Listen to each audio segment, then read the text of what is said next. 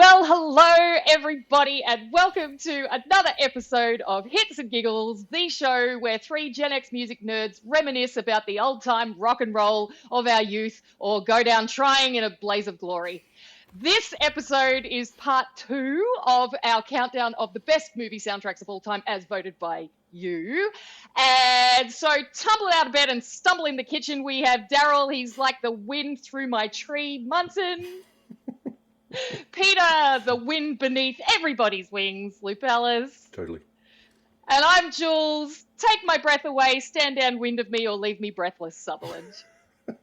So, in the last episode, we started our top 10 countdown with a banquet of honourable mentions of things that didn't quite make the list, and then proceeded to count down number 10 to number 6, best movie soundtracks of all time, as voted by you.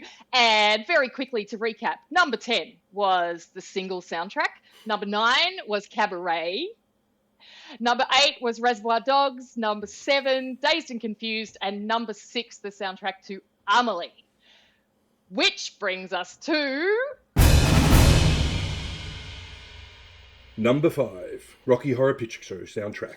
Amazing. I don't know much about it except Richard O'Brien wrote the thing. He apparently wrote everything about this whole thing. And wasn't he Riff Raff? He was. I think he was. Yeah. Amazing album. I mean, you know, it's got Sweet Transvestite and Time Warp. I mean, you could just go there just for Time Warp alone. But it's an amazing film. Stupid film. Utterly ridiculous. With Meatloaf in it.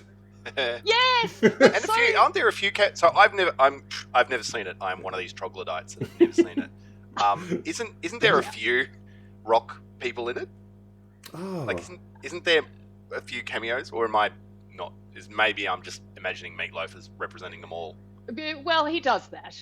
Yeah, well, he's a big one. That's right. He can represent on behalf of power balladeers everywhere. I don't know. We'll have to find that out. Well, so, I mean, the cast was amazing. Tim Curry as Frankenfurter. Richard O'Brien, as you said. Susan Sarandon. Yep. She was so great. And...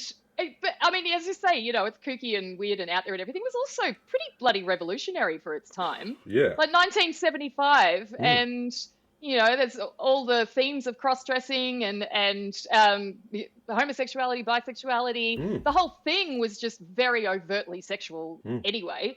And, I think it stood the test of time for a really good reason. And it's also in the scheme of, like, with live performances of it, what generally happens with any musical is that there's a big movie and there's the stage rights to that which the publishing company keep and rent them out here and there. Rocky Horror, as far as I know, at least in Australia, has never been rented out to an amateur theatre company. It's like they keep it so super close, and that it can only be done at a certain scale and with certain production values and all of that. So, yeah. So no schools would be doing it. Is that what you're telling me? Well, not officially. yeah. Not officially. That'd be a good school concert, wouldn't it? That would be good. Yeah. Indeed. I'm just a sweet friend. I'm pretty sure some schools have done it. I've heard about school performances of it. They may do like concert versions of that kind of thing, but to actually get the rights to the full thing is quite a mission. And yeah, I've never known it to happen other than professional. Interesting. Number 4 is, of course, Tarantino's Pulp Fiction. I love the movie, but I love the soundtrack. And this soundtrack, I would actually say, is very influential on my ideas around curating music, and very much kind of how I put together the radio show. So like when we talked in the last episode about Reservoir Dogs and how there's it's a very clever way that he uses music in incongruous moments too, like so that alone, but also that I loved that there was really cool music from the 60s and the 70s that wasn't the stuff that I knew and that was awesome and was like the mainstream hits or anything like that. Really obscure kind of music. And I find that with Reservoir Dogs too. And it's still good. And so for me, it was really about going, hang on, well, just like there's alternative music like now that you won't hear on the radio, there was back then too. And so it got me into hunting for different music from way back when. So, I mean, that was about the time I started really getting into funk music too. So early 90s. I was already kind of into it with Chili Peppers, but Dusty Springfield, and this Miss Lou. I can't remember who does it, but that's sort of surf rock, and there's a lot of good surf rock that's not Beach Boys. Yeah. You know, I love that, and then to have Urge Overkill do the only cover song on the album. Yeah, which is what's his name? Neil Diamond. Thank you, Neil Diamond. And it's a great version. Urge Overkill were doing like Sister Havana, like rock, and then they're doing this loungy thing. I don't know. It blew my mind. But that song goes off in the middle too. Yeah. Like that. Yeah. Yeah. I mean, yeah. I love the original song of that, but that Urge Overkill version of that is absolutely stunning. Yeah. It's, you can tell these guys have got a real deep sort of sound, and they're playing this loungy song. It's great. Yeah, and then all the really cool inserts from the movies, especially the John Travolta, Samuel L. Jackson. I love the dialogue in that film. The Royale with cheese. Oh man. Or the Ezekiel 2517.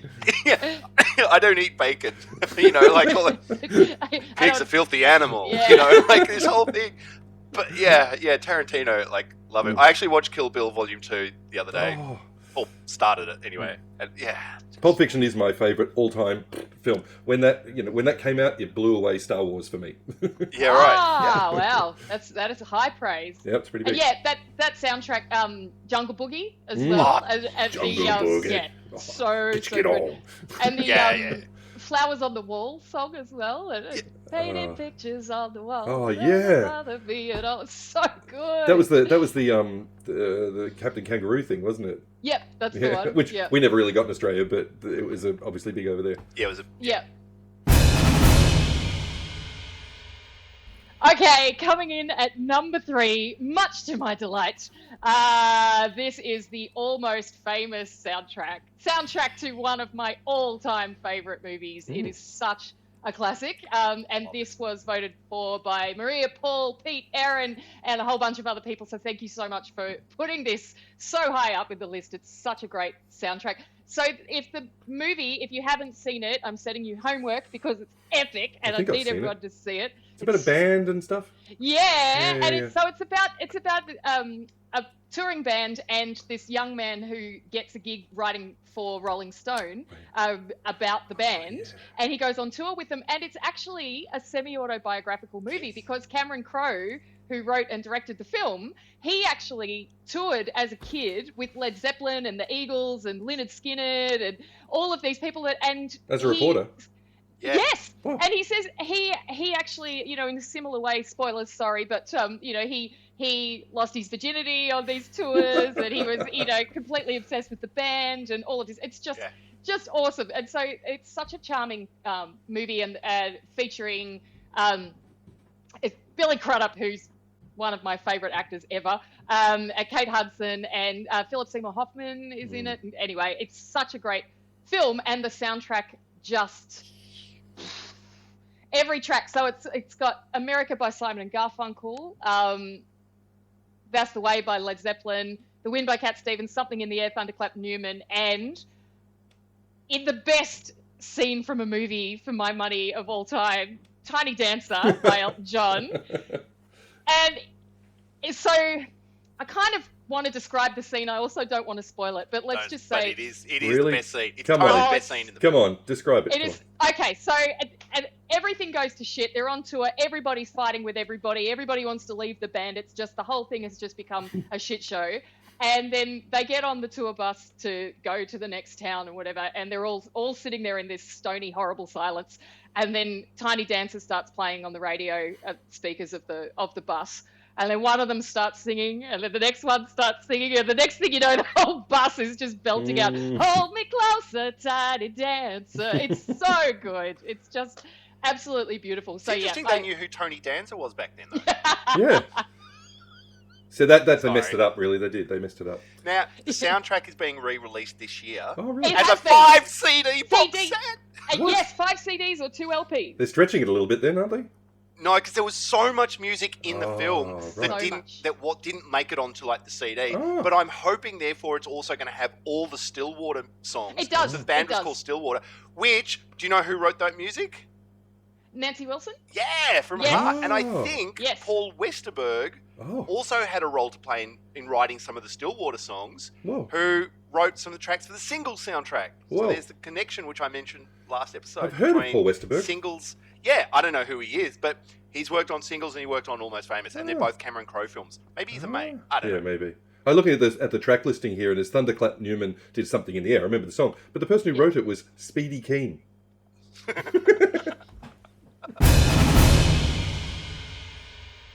Okay, number 2, Train Spotting soundtrack. What an amazing movie and what an amazing album that is. Suggested by Maria Ange, Tony, Kieran, Sophie, Erin Shea, and a bunch of other people. Fantastic. What an incredible group of songs. God, Iggy Pop and David Bowie. Can't go past that. And Brian Eno. Man, anything with Brian Eno is going to be pretty damn successful. It's great.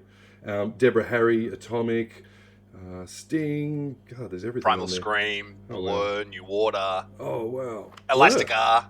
Oh, yeah, Sing. And I Incredible. love Underworld. the Born Slippy. I love that. Oh my god, I love that track. And Left Field do a track on it as well. Yeah. Yes. That was John Lydon, wasn't it? Was John Lydon in Left Field? Oh. No, I think he was in Public Image Limited. That was his. I thought he did something Pistols. with Left Field as well. Anyway, maybe not.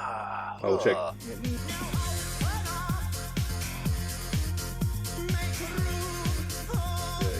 Amazing film, and just another one of those ones where you've got these incredible songs over very troubling scenes. Yes. Oh, Yes. Lou Reed's Perfect Day. Yeah, what's happening in that one? Do you remember what's happening in the film? Yeah, he's. He's peeking out, right? Yeah, okay. Yeah. Weird film. Weird. Yeah, I could only watch the film once, but I could listen to the soundtrack over and over and over and over again. It's so good. And now it's time for the number 1 movie soundtrack of all time as voted by you, and the winner is Purple Rain by Prince. Amazing.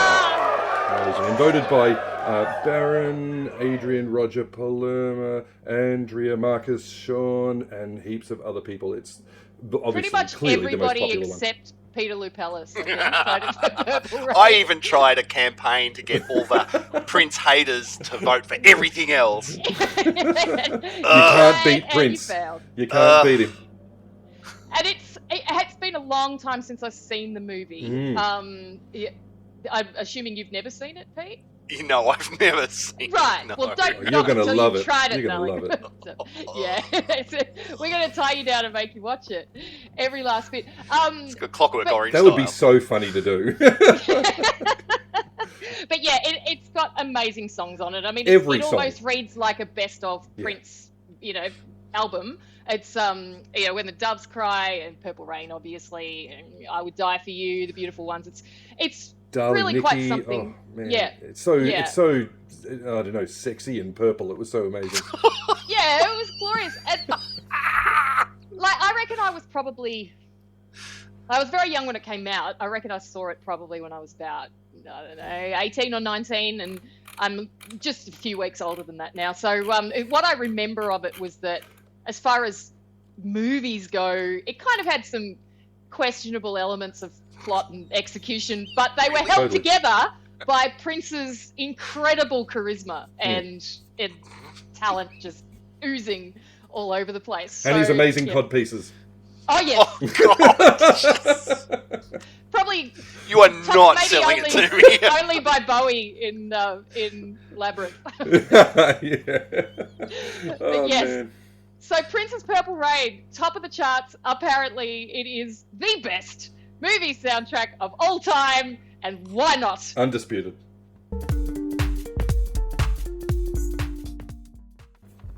Okay, so now it's high time that we got quizzy with it. We haven't done this for a little while, and so this is Gettin Quizzy With It. Best movie soundtracks of all time as voted by you style. Right. So, are you ready, lads? Totally. Let's get into it. Okay. Kander and Ebb, who wrote the music for Cabaret, also composed which other Broadway musical? Was it A, Les Mis, B, Chicago, or C, Oklahoma? Chicago. Yeah, I'd say Chicago. I have no idea. Yes, it's totally Chicago. Well done. It's so much more like it, yeah. True. Yeah, yes. They knew their lane and they did it bloody well, Kander and Ebb. Okay. True or false? One of the deleted scenes from Purple Rain include Prince and Apollonia having sex in a barn, a concept which was the story behind the 1985 song Raspberry Beret. Oh. True or false? I have no idea, but I'm saying that sounds like something to be true. Pete, would you care to contribute on the Prince stuff? I don't know if my ears managed to deal with any of that what you just said. He heard Prince, blah, blah, blah, blah, blah, blah. Yeah, it was true. That is true. It was one of the deleted scenes from Purple Rain. Okay, the complete soundtrack to Reality Bites features 2 songs by Crowded House. Can you name either of them? It's got to be Don't Dream It's Over, I suppose. One of them. No, that one is not on there. Oh, okay. All right. You will know both of them. Mean to Me? No. Not Weather With You? Nope. Or do we just start rolling through? Mean to I know, Me, it's not like Don't Dream Crowded It's House Over, only Into had a couple of Temptation, songs. Sister Madly. No. Okay, so Into the it Lowlands. was, I would have accepted Locked Out. Oh, yeah. I've been locked out. Locked in. Right. And or Something So Strong. Oh, God, come on. They had so many good songs, didn't they? So many good songs. And the Reality Bites soundtrack, I think, was maybe denied its dues and honourable mention, so I'm just going to chuck that in there because that was great soundtrack. Yeah.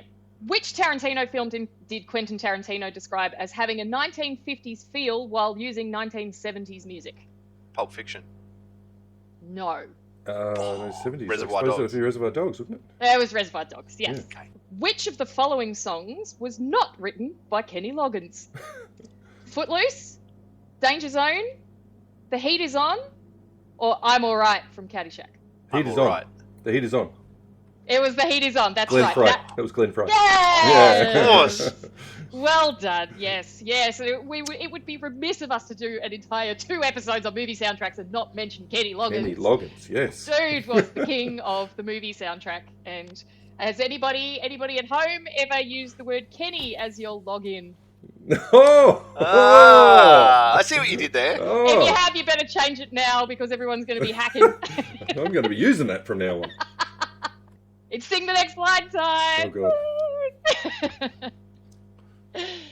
If you're going to San Francisco, Make Be sure you to wear flowers in your hair. this is very true. Beautiful. Be sure to wear some flowers in your hair.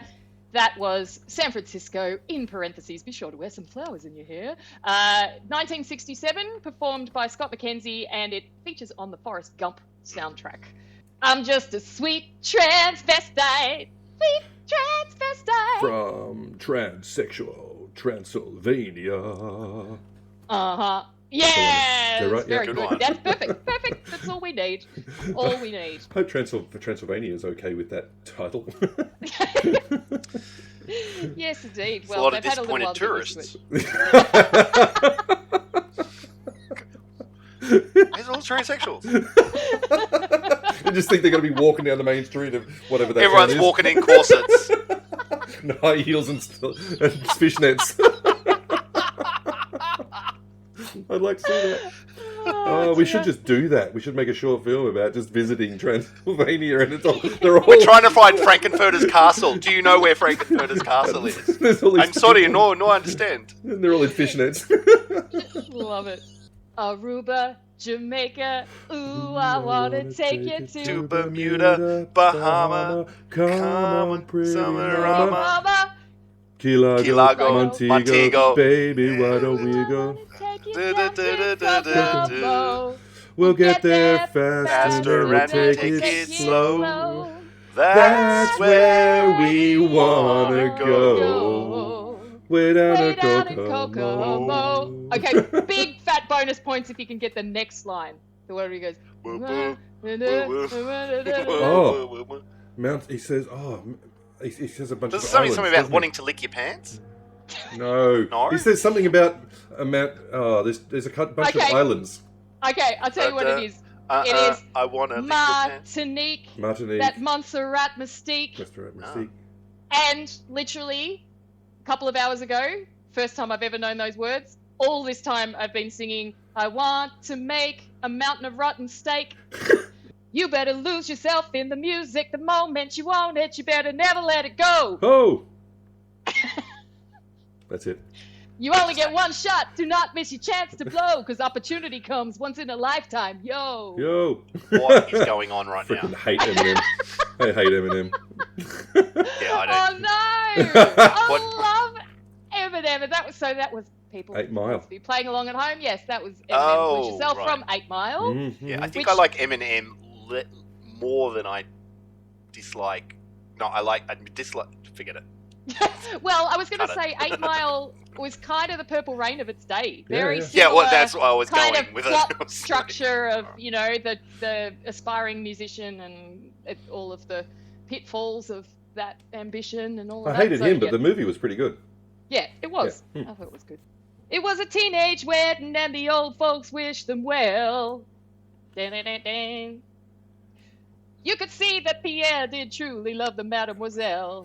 Da-da-da-da-da. No, got nothing. I know the song. All right, you'll get it. After one more line, you'll get it. Okay. And now the young monsieur and madame have rung the chapel bell. Da-da-da-da-da-da. I can't think of it. C'est la vie, say the old folks. You gotta say they Don't never you can you tell. never can tell. I knew the song, just couldn't come up with the next words. Yeah, right. Yeah, so that was Chuck Berry's You Never Can Berry. Tell from the Pulp Fiction soundtrack. It's the eye of the tiger, it's the thrill of the fight, rising up to the challenge of our rivals. And the last known survivor, blah blah, and he's Stalks his prey in watching. the night. Stalks his prey in the night, and he's Night. watching us all with the eye of the tiger. Of the tiger. Dun, dun, dun. Dun, dun, dun. They're the words, aren't they? Dun, Yeah, something like that. I can air guitar to it. Yeah, everyone can. Now I had time of my life. And No, I never felt this way way before. Way before. before. Yes, I I swear. swear It's the truth, and I owe it all to you. 'Cause I had the time of my life, and I owe it all to you. And then we all merengue. And now it's all right, it's okay, and you may look the other way, but we You can can try to to understand. understand. New York Times don't make a man. Whether you're a lover or whether you're a mother, nigga, staying alive, staying alive. Feel safe, breaking in, everybody shaking and staying alive. Staying alive, staying alive. Come on. Staying Staying alive. alive, staying alive. Staying alive.